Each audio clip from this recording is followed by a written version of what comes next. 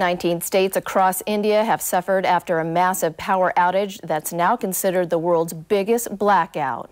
The power grid network that supplies electricity to half of India's population of 1.2 billion collapsed for 2 straight days, causing chaos across the country.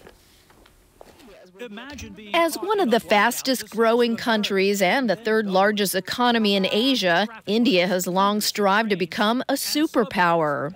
That dream came crashing down over a massive 2-day power outage that left the country's mass transportation system stalled, traffic snarled, and hospitals crippled.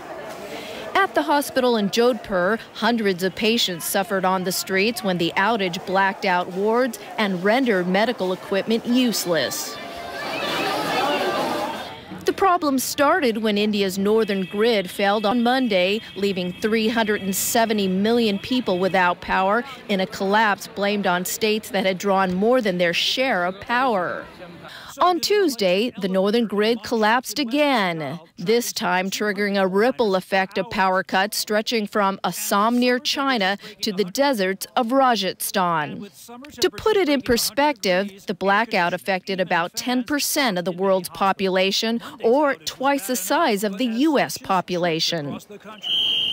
India's new power minister ordered an investigation, but is adamant cooperation between state and federal governments can resolve the crisis. I think it has to be done with a proper consultation and a collaboration. By nightfall, power was back up in the capital of New Delhi and much of the north, but only a third was restored in the rural state of Uttar Pradesh.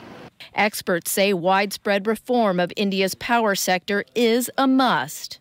We need to very quickly provide a long-term framework to flexibly sell and buy electricity across state boundaries.